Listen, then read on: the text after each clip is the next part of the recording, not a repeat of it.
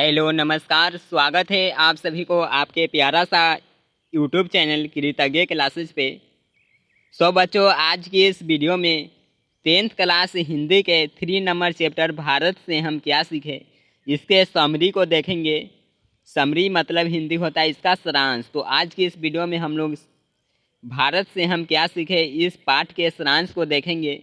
इस वीडियो को देखने के बाद आपको एक भी इसका पाठ का जो प्रश्न उत्तर है और ऑब्जेक्टिव क्वेश्चन है जिसमें कि आपको डाउट नहीं होगा, सारा प्रश्न है जो कि इससे ही देखने को मिलेगा, क्योंकि पाठ का सारांश बहुत ही इम्पोर्टेंट होता है। छोटे से वीडियो में पूरे पाठ को कवर करेंगे। तो चलिए आज की इस वीडियो को शुरू करते हैं।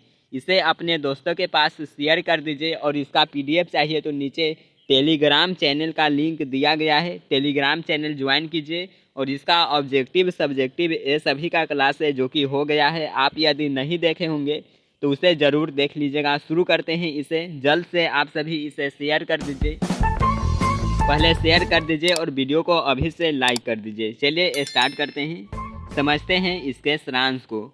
पूरे पाठ इस वीडियो में सारांश के मदद से समझेंगे। सबसे पहले आपको सारांश जो लिखने को दिया गया तो किस तरह से आपको लिखना है। सबसे पहले आपको देना है कि प्रस्तुत शीर्षक भारत से हम क्या सीखे। वस्तुतः भारतीय, यहाँ पे होगा सिविल सेवा के चयनित युवा अंग्रेज अधिकारी लोगों को प्रशिक्षण के लिए मैक्समुलर साहब द्वारा दिया गया भाषण का अंश है। जो भारत से हम क्या सीखे इसके राइटर कौन है, तो राइटर है मैक्समुलर। और उसके बाद यह पाठ क्या है, तो यह पाठ है जो कि भाषण है। इतना आपको ज़रूर याद रखना है। चलिए आगे यहाँ पे ध्यान दीजिएगा। पश्चिमी जगत में भारत के संबंध में सही ज्ञान एवं दृष्टि के प्रणेता विश्व विख्यात विद्वान फ्रेडरिक मैक्समुलर यहाँ आपको देखने को मिल रहा है।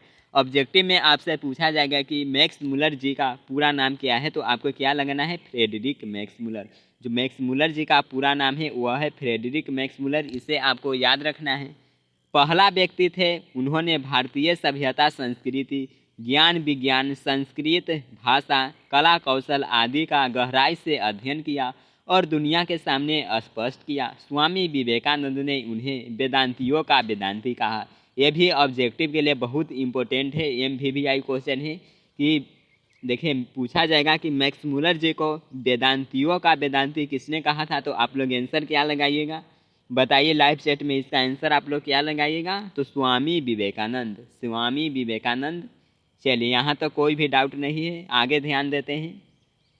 सर्वविध संपदा और प्राकृतिक सौंदर्य से परिपूर्ण कौन सा देश है। यदि आप मुझे इस भूमंडल का अवलोकन करने के लिए कहे तो बताऊंगा कि वह देश है भारत।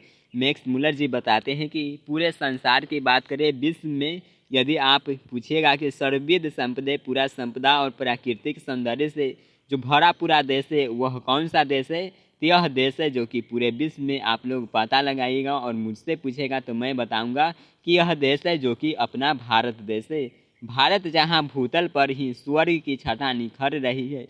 यदि यूनानी, रोमन और देखे बताते हैं कि भारत जहाँ की स्वर्ग पर की छटा है जो कि पृथ्वी पर ही भारत में निखर रहा है।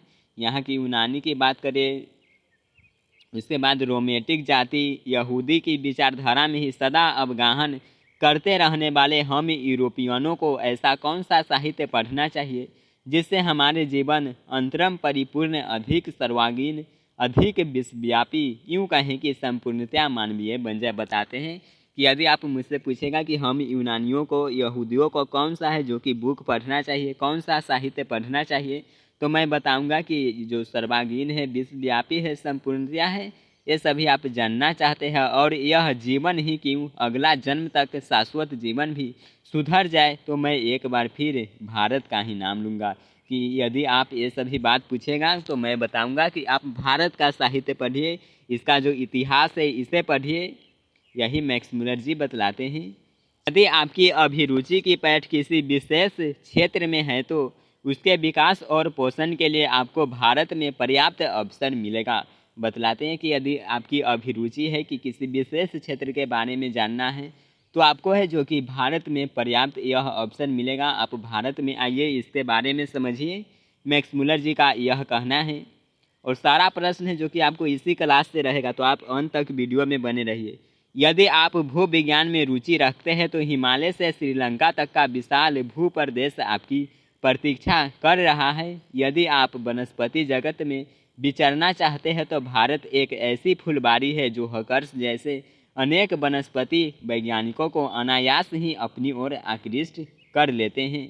देखिए बताते हैं, यदि आप भू विज्ञान में रुचि रखते हैं, वनस्पति विज्ञान में रुचि रखते हैं, तो आप है जो कि भारत में ही ये सभी की जानकारी प्राप्त कर सकते हैं।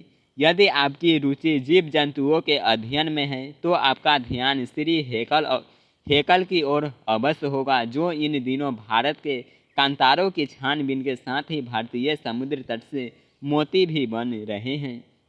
यदि आप निरिवंश विद्या में अभिरुचि रखते हैं, बताते हैं कि यदि आप निरिवंश विद्या में अभिरुचि रखते हैं, निरिवंश विद्या के बारे में जानना चाहते हैं, तो भारत एक जीता जागता संग्रहालय ही लगेगा। आप इसे जानना चाहते हैं तो भारत आइए, इसका जीता जागता संग्रहालय है जो कि आपको भारत देखने को मिलेगा। यदि आप पुरातत्व प्रेमी हैं, मैक्स मुलर जी बताते हैं, यदि आप पुरातत्व प्रेमी हैं और यदि आपने यहाँ रहते हुए पुरातत्व के द्वारा एक प्राचीन चाकू या चकमक या किसी प्राणी का कोई भाग ढूंढ निकालने के आनंद का अनुभव किया हो तो आपको जनरल कनिंघम, यहाँ पे होगा जनरल कनिंघम की भारतीय पुरातत्व सर्वेक्षण की वार्षिक रिपोर्ट पढ़ लेनी चाहिए। ऑब्जेक्टिव में पूछा जाएगा भारतीय पुरातत्व सर्वेक्षण की वार्षिक रिपोर्ट किसने प्रकाशित की, तो आपको याद रखना है जनरल कनिंघम, इसी का नाम दिया रहता है लॉर्ड कनिंघम, इतना आपको याद रखना है ज़रूर। तब भारत के बौद्ध सम्राटों के द्वारा निर्मित नालंदा जैसे विश्वविद्यालयों अथवा बिहारों के ध्वंसावशेषों को खोद निकालने के लिए आपका फावड़ा आतुर होगा। देखिए यहाँ पर बिहार का भी नाम है जो कि आ रहा है, बिहार में नालंदा। नालंदा से कौन कौन वीडियो देख रहे हो जल्द से कमेंट बॉक्स में बताइए। कितने स्टूडेंट्स है जो कि नालंदा से है, ज़रूर बताइएगा। आगे ध्यान दीजिए, यदि आपके मन में पुराने सिक्कों के लिए लगाव है, यदि आप पुराना सिक्का के बारे में जानना चाहते हैं, तो भारत भूमि में ईरानी, कोरियन, थेसियन, पार्थियन, यूनानी, देखिए ये सभी सिक्का है जो कि आपको देखने को मिल जाएगा। मेकेडियन, शको, रोमन और मुस्लिम शासकों के सिक्के प्रचुर मात्रा में उपलब्ध होंगे। दैवत विज्ञान पर भारत के प्राचीन दैवत विज्ञान के कारण जो नया प्रकाश पड़ा है, उसके फलस्वरूप संपूर्ण दैवत विज्ञान को नया स्वरूप प्राप्त हो गया है। देखिए दैवत विज्ञान पे जो कि भारत में बहुत सारा है जो कि ये प्राप्त हुआ है। नीति कथाओं के अध्ययन क्षेत्र में नीति कथा क्या होता है, तो जैसे कि आपने कहावतें सुना है अभी, जैसे कि हो गया कि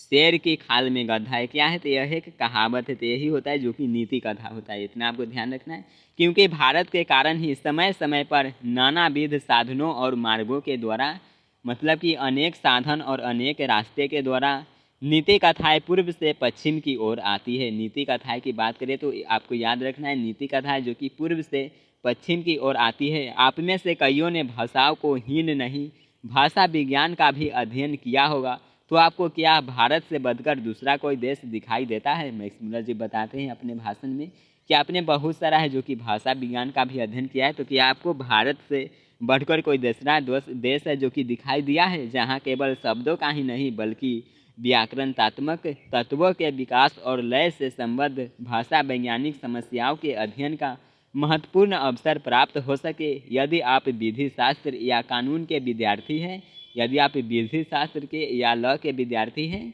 तो आपको विधि संहिताओं के एक ऐसे इतिहास की जांच पड़ताल का अवसर मिलेगा जो यूनान, रोम या जर्मनी के ज्ञात विधि शास्त्रों के इतिहास से सर्वथा भिन्न होते हुए भी इनके साथ समानताओं और विभिन्नताओं के कारण विधि शास्त्र के किसी भी विद्यार्थी के लिए उपयोगी सिद्ध हो सकता है। थोड़ी यहाँ पर हम लोग जल्दी करेंगे क्योंकि सारांश से इसमें ज़्यादा टाइम नहीं लेना है। यदि आप इसे और भी बेहतर समझना चाहते हैं तो देखिए, इससे बाहर तो प्रश्न रहेगा नहीं, लेकिन आपको देखना है तो इसका हिंदी अर्थ आप सभी देख लीजिएगा। लाइन बाय लाइन एक्सप्लेनेशन कराया गया है। आगे ध्यान दीजिए यहाँ से, यदि आप लोगों को अत्यंत सरल राजनीतिक इकाइयों के निर्माण और विकास से संबंध प्राचीन युग के कानून के पुरातन रूपों के बारे में इधर जो अनुसंधान हुए हैं उनके महत्व और वैशिष्ट्य को परख सकने की क्षमता प्राप्त करनी हो, तो आपको इसके लिए आज भारत की ग्राम पंचायतों के रूप में, देखिए ग्राम पंचायत भारत में बहुत ही प्रसिद्ध है। आप लोग भी गांव से होंगे तो आपको भी मालूम होगा, बेहद ज़्यादातर स्टूडेंट्स जो कि गांव से ही हैं। तो गांव में क्या होता है, तो ग्राम पंचायत होता है। आपको मालूम है? कितने लोगों को मालूम है, ज़रूर बताइएगा। इसके प्रत्यक्ष दर्शन का सुयोग अनायास ही मिल जाएगा। भारत में प्राचीन स्थानीय शासन प्रणाली या पंचायत प्रथा को समझने समझाने का बहुत बड़ा क्षेत्र विद्यमान है। भारत ब्राह्मण या वैदिक धर्म की भूमि है। बौद्ध धर्म जन्म स्थली है। पारसियों के जरथुरुष्ट धर्म, देखिए यहाँ पे टाइपिंग में थोड़ा मिस्टेक है, इस तरह से होगा। पारसियों का जरथुरुष्ट धर्म की भूमि है। देखिए जरथुरुष्ट धर्म की शरणस्थली है। आज भी यहाँ नित्य नए मत मतांतर प्रकट व विकसित होते रहते हैं। संस्कृत की सबसे पहली विशेषता, देखिए संस्कृत के भी विशेषता के पाठ में बात किया गया है कि संस्कृत की सबसे पहली विशेषता इसकी प्राचीनता, क्योंकि हम जानते हैं कि ग्रीक भाषा से भी संस्कृत का काल है जो कि पुराना है। संस्कृत में चूहा को बोला गया है मूस, उसके बाद ग्रीक में मूस, लैटिन में मूसा, ये सभी है जो कि बताया गया है पाठ में। आगे ध्यान दीजिए, इसमें से आपको प्रश्न नहीं रहेगा। मैं हूँ जैसे भाव को व्यक्त करने के लिए भला किन्हीं दूसरे भाषाओं में अस्मि, अस्मि संस्कृत में अस्मि का मतलब क्या होता है, मैं हूँ। संस्कृत आप सभी पढ़ते हैं, मालूम है। अस्मि का अर्थ क्या हो जाता है, मैं हूँ।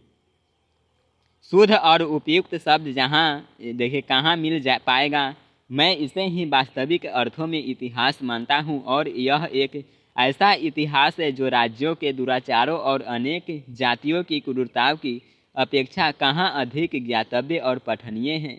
हम सब पूर्व से आए हैं। हमारे जीवन में जो कुछ अत्यधिक मूल्यवान है वह हमें पूर्व से मिला है। बताते हैं कि जो हम सब है जो कि पूर्व से आए हैं, जो भी मिला है ज्ञान विज्ञान ये सब पूर्व से प्राप्त हुआ है। और पूर्व को पहचान लेने से ऐसे प्रत्येक व्यक्ति को जिसने इतिहास की वास्तविक शिक्षा कुछ लाभ उठाया है, भले ही आप प्राच्य विद्या विशारद न भी हो तो भी यह अनुभव अवश्य होगा कि वह नानाविध स्मृतियों से भरे अपने पुराने घर की ओर जा रहा है। यदि आप लोग चाहे तो भारत के बारे में वैसे ही सुनहरे सपने देख सकते हैं और भारत पहुंचने के बाद एक से बढ़कर एक शानदार काम भी कर सकते हैं। यहाँ पर इस पाठ का सारांश से जो कि समाप्त होता है।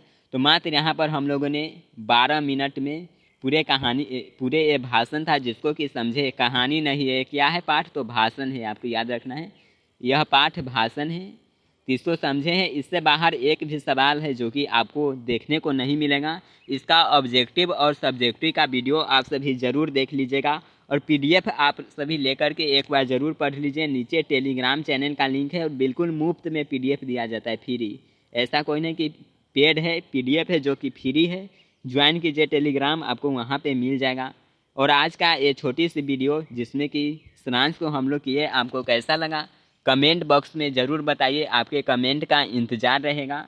मिलते हैं नेक्स्ट वीडियो में, कमेंट ज़रूर कीजिएगा। बाय एवरीवन, पढ़ते रहिए और चैनल के साथ जुड़े रहिए। Thanks for watching. Bye everyone, love you all, जय हिंद।